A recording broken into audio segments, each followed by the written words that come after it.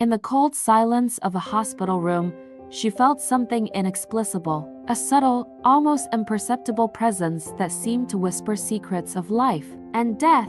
It was dawn. The corridors were deserted, only the constant sound of machines filled the heavy air. But that night, something different was present. As if the veil between the visible and invisible world had been torn for an instant, she looked around, and even without seeing clearly, she knew she was not alone. The atmosphere became denser, yet welcoming, as if forces that escape our understanding were there, waiting for the right moment to reveal themselves.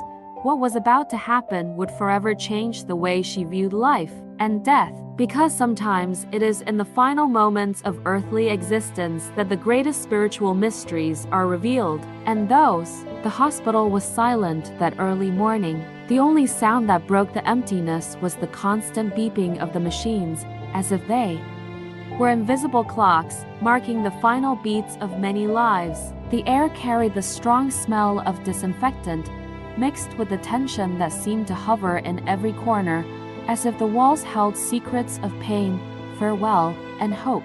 The lighting was cold and artificial, casting long shadows down the deserted corridors. The nurse's every footstep echoed softly, but enough to remind her that she was there, alone, amid so many hearts silently struggling between life and death. She was a woman of faith, accustomed to the intense daily routine of a hospital, where tears and smiles intertwined with every shift. But even with years of experience, she hadn't prepared herself for what that night had in store for her. That hospital wasn't just a place for treatments and medicine. It was a setting for unfinished stories, interrupted dreams, broken promises, and unexpected reunions. In each room, there was an entire world about to unravel or transform. There were elderly people with weary looks who seemed to carry centuries in their memories. Some held yellowed photographs, as if the faces portrayed in them were their last link to the life they knew. There were young people with bright eyes, still full of questions, who wondered why fate had robbed them so soon of the chance to live everything they had imagined. And there were children, fragile as the wind, but strong in their innocence, smiling even in the face of pain, as if they knew something adults didn't understand. The nurse watched all this with a heavy heart. She had always believed that her profession wasn't just about administering medication or monitoring vital signs. For her, caring was much more than that. It was about touching souls in moments of vulnerability, offering a word of comfort, a look that said, "You are not alone." It was a mission. It was love. It was compassion. But that night, something began to change.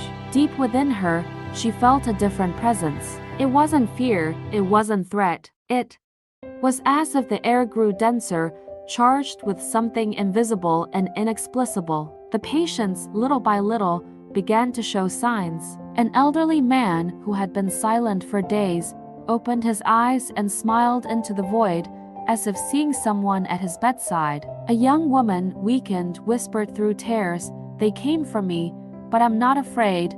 These words echoed in the nurse's mind like a mysterious whisper. Who were they? Why were so many patients in different rooms that same night, describing similar sensations? She tried to convince herself they were delusions brought on by the pain or the medication, but deep down, she knew it wasn't just that. There was something bigger going on, something beyond science, beyond the physical body, beyond what the eyes could see. And it was at that moment that the hospital ceased to be just a concrete building with white walls. It became a silent portal, a place of passage between two worlds, where what seemed like mere work routine began to become a living testament to what many call mystery, but which, deep down, is the essence of spiritual life. With each room she entered, the nurse felt that vibration grow stronger. It wasn't just her imagination. A gentle yet intense energy filled the rooms. It was as if invisible hands were caressing the patients,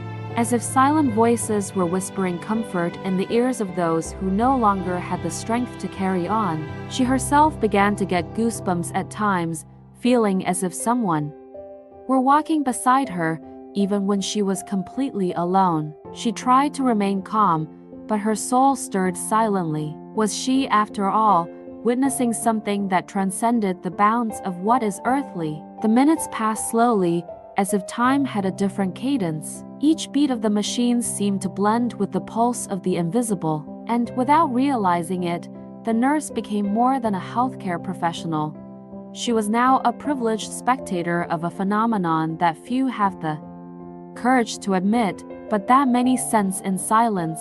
The hospital, once so cold and impersonal, had become a stage for mysterious encounters between life and death. Spirits. Yes, there were spirits there, presences that appeared not to frighten, but to support. And little by little, fear gave way to reverence, because something sacred was happening before their eyes. What she didn't yet know was that that night would forever mark her life. Every moment, every look, every word whispered by patients about to leave would reveal deep secrets of spirituality. And in the end, she would not only believe, but experience firsthand that the veil between the two worlds is thinner than we imagine. And what was about to happen in that silent hospital would not only transform the way he saw death, but would forever change the way he saw life itself. Those who have gone find a way to return, not to frighten, but to guide. It was during the night watch, when the silence was becoming almost suffocating, that she noticed the first clue. She was alone in the room, observing the vital signs of an elderly patient, when she heard a sigh. It wasn't coming from him. It wasn't coming from anyone. It was as if the air itself had taken a breath. For a moment, her heart raced. She thought it was just her imagination, the result of exhaustion, but then she noticed something even more disturbing. A faint, almost imperceptible glow was forming in the corner of the room. It wasn't a reflection from the lamps. It wasn't anything he could rationally explain. It was a soft glow, like a candle flickering in the darkness, that remained still, as if waiting to be noticed. She blinked several times, but the light didn't disappear. She felt a shiver run down her spine and instinctively made the sign of the cross silently. When she looked away and looked back to the same corner, the glow was gone. The next day, still trying to convince herself that it was all due to exhaustion, she experienced something even more disturbing. A young, weakened patient was breathing heavily. His eyes had remained closed for long hours, but suddenly, he opened them and stared at a fixed point on the wall. His gaze wasn't empty. On the contrary, it was full of meaning, as if he were truly contemplating someone invisible to everyone else. His chin trembled, a smile slowly spread, and in a weak voice, he said, "I'm not alone. They're here to guide me." The silence that followed was heavier than any scream. The nurse felt the ground disappear beneath her feet. Who were they? How could someone on the brink of death speak with such serenity, almost joy, in a moment that should have been one of fear? She wanted to ask more, but the patient closed his eyes again and said nothing more. He remained peaceful, as if he had received the visit he had been waiting for. As the days passed, other similar reports began to emerge. This was not an isolated case. In different rooms, different patients spoke of visions, presences, and mysterious encounters. Some described luminous figures, others claimed to hear sweet voices calling their names. Each night, the nurse felt the weight of the invisible more deeply. A terminally ill woman held her hand and said, "Don't you feel it? They're all around us. They're so kind. They came to get me." Shortly after, she left serenely, with a smile on her face. Another patient, however, reacted differently. He trembled, cried, and said, "They're looking at me. They're waiting for me, but I don't want to go, not yet." His wide eyes revealed fear, as if facing something inevitable and at the same time unacceptable. These experiences began to divide her between two feelings. On one hand, hope. There was something beyond death, a continuation, a promise of reunion. On the other, fear. If spirits really came to claim the sick, what did that mean for those still alive? Each new encounter seemed to deepen a mystery she couldn't ignore. In the wee hours of the morning, when she walked through the hallways, she had the distinct feeling she was being watched. It wasn't a threatening gaze, but a constant one, as if several invisible presences were silently following her. She herself began to doubt her sanity. Perhaps they were just collective hallucinations caused by medication, fever, or fear of death. But the repetition of the stories, the similarity of the descriptions, and the intensity of the energy in the air made her hesitate. Was it the mind, about to disconnect from the body, capable of creating so many similar experiences? Or was something much greater happening before her eyes? The hospital, once a routine space, now became a field of phenomena that surpassed the limits of science. With each shift, more signs emerged. Figures that disappeared when looked at directly, sudden changes in room temperature, the soft scent of flowers where there were none, and even whispered voices, impossible to locate. The nurse found herself torn between professional duty and spiritual curiosity. She knew she couldn't share anything with her colleagues, as she risked being discredited or even dismissed. So she kept everything to herself, like a secret that weighed heavily on her, but at the same time made her feel part of something bigger. And the deeper he delved into this mystery, the more his heart told him this was no illusion. The patients weren't simply delirious. They were witnessing something real. They were seeing those who came to seek them. The tension within her grew with each passing day. She didn't know whether to fear or surrender to the solace of those presences. But deep down, a certainty began to dawn. That night still held something much greater, something that went beyond small signs. Because what until then were just flashes, whispers, and vague presences, would soon reveal themselves before his eyes with an intensity capable of transforming his life forever. It was dawn when the call echoed through the halls. A young patient was in critical condition. The nurse rushed to the room, feeling her heart race even before she arrived. The sound of the machines grew louder, more urgent, as if time were running out. When she entered, she saw the pale, frail boy, struggling for breath. She approached quickly, holding his hand firmly, as if that simple gesture could keep him alive for a few more moments. She feared it was too late. It was then that something inexplicable happened, a gentle but intense heat filled the room. It didn't come from machines, nor from the patient's body. It was as if the air itself had become an invisible flame, warming her skin and her soul simultaneously. A shiver ran down her spine. Her intuition screamed, "We are not alone." The young man slowly opened his eyes. They were no longer clouded by suffering. There was a rare serenity, a light that seemed to radiate from within him. In a trembling voice, almost a whisper, he said, "They told me it's time, but I'm not afraid." The words hung in the air like a sacred mystery. The nurse felt the ground disappear beneath her feet. Who were they? Why was the young man speaking with such conviction, as if receiving instructions from invisible beings? Before he could react, something even more extraordinary happened. A glow appeared in the corner of the room, unlike any electric light. It was soft, golden, yet intense. Gradually, this brightness took shape.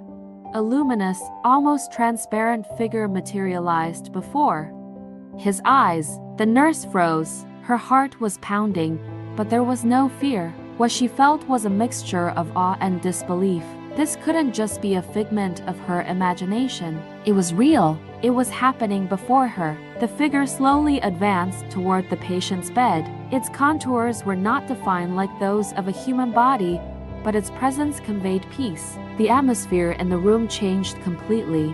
The air seemed lighter, and even the sound of the machines, previously shrill, sounded distant, as if the material world had lost its significance in the face of this scene. The young patient smiled, his face, marked by pain until moments before, now lit with serenity. It was as if he had received the visitor he had been waiting for. He raised his hand slightly, as if recognizing an old friend. "I knew you would come," he murmured, before closing his eyes once more. The nurse, without understanding why, felt tears stream down her face. She was witnessing a miracle. That presence left no room for doubt.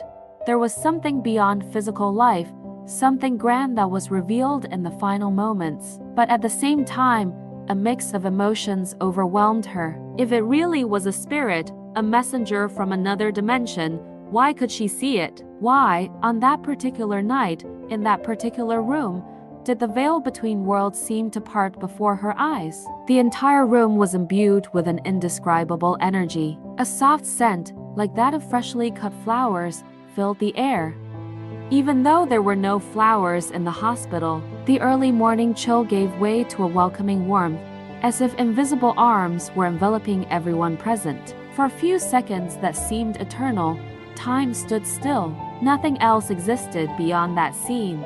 The young man, serene, saying goodbye, the luminous figure reaching out as a guide, and she, a helpless witness, torn between reason and faith. The nurse felt she was facing a sacred moment, a rarely revealed secret of the universe. There was no denying it. Something beyond our world was there, guiding the passage to the light, and within him, a question echoed like thunder. If spirits truly come to seek out those who depart, what does that mean for us who remain? In the days that followed, the nurse realized that what she had witnessed was not an isolated phenomenon. It was not the result of fatigue, nor the delirium of an overworked mind. It was something larger, recurring, happening before her eyes and especially before those who were about to leave. Several patients began reporting similar experiences. Some, with tears in their eyes, claimed to have received messages from deceased family members. It was as if loved ones had returned simply to comfort and say, "You are not alone, we are here." Others described figures of light, serene presences that conveyed an indescribable peace, as if coming from a place where pain no longer exists. At first, she feared she was plunging into a world of illusions, but with each testimony, her heart opened a little more. How could it be a coincidence that so many different people in different rooms recounted such similar experiences? How could she explain the smiles that appeared on faces marked by agony seconds before their final breaths? There was one scene in particular that marked his soul forever. An elderly patient, known for his constant fear of death, lived nights of despair. He cried, trembled, and held the nurse's hand as if begging not to be left alone. But that morning, everything changed. He woke up serene, stared at an invisible point, and smiled a smile no one expected. His voice, weak but full of emotion, said, "I felt like they were waiting for me, and that calmed me down." Shortly afterward, he closed his eyes and departed peacefully, as if surrendering his soul to the embrace of those who had come to claim him. The nurse, who had so often witnessed patients' desperate struggles against death, now saw something completely different. A calm surrender, a trust that came not from the visible, but from the invisible. And the more I experienced these moments, the more I understood that those presences weren't frightening. On the contrary, they were messengers of faith, love, and comfort. They came to alleviate fear, to show that the end wasn't a dark abyss, but a lighted passage. At that point, something shifted within her. The hospital, once a scene of pain and goodbyes, began to reveal itself as a silent temple, where spiritual secrets naturally manifested. She no longer saw only sick bodies but began to see souls on a journey. It was at that moment that, remembering the readings she had done in her youth, Allan Kardec's words echoed within her with force. "Death is nothing. I have only passed to the other side of the path." The nurse then understood something profound. Death was not the end. It was merely a transition, a return, a continuation into another form of existence. What had previously caused her anguish now became a serene certainty. This realization brought her not only relief but also hope. Every time she entered a room and saw a patient smile before invisible presences, she felt like she was witnessing a sacred mystery. And at the same time, her faith grew stronger. There was no longer room for the fear that had so haunted her. Still, there was something that left her uneasy. If life truly continues after death, what would happen to her when her time came? Who would come for her? What presences would accompany her? These questions remained unanswered, but they no longer paralyzed her. On the contrary, they awakened in her a new way of living, more conscious, more connected to eternity. The hospital, once seen only as a space of struggle between life and death, now transformed before his eyes into a place of spiritual revelation. Every corridor, every room, every goodbye seemed to carry a hidden message.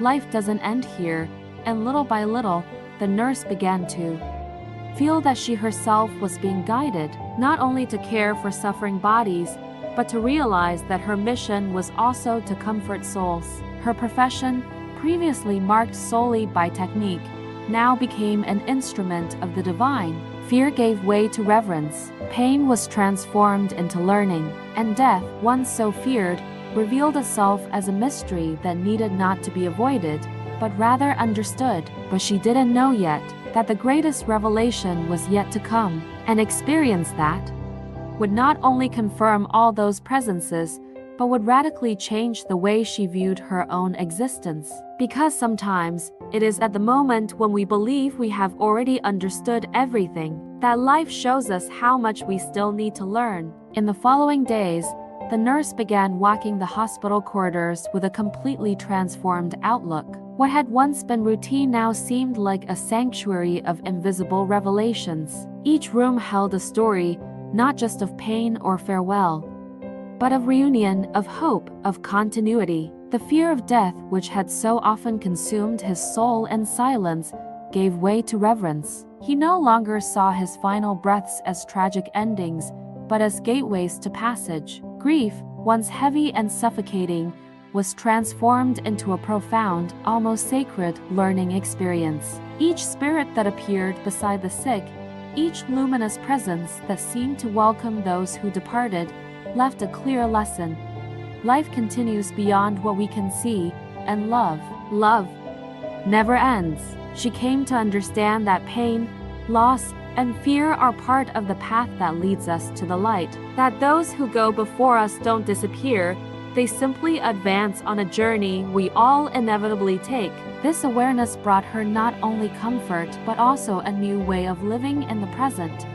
More fully, more consciously, more connected to what truly matters. One day, alone in the silence of the early morning, the nurse stood before the hospital window. She gazed at the city lights, small and distant, reminding her of stars in the sky. She took a deep breath and felt something she had never experienced before, an inner peace, as if an invisible hand rested on her shoulder and said, "You are not alone." No one ever is. She realized that, in truth, death had not stolen anything from her. On the contrary, it had offered her a gift, the knowledge that love is the only force that permeates all worlds. Her tears, once tears of despair, now became silent prayers of gratitude. And each time she entered a room to hold the hand of someone about to pass away, she no longer felt fear, but rather privilege. She was witness to a grand mystery,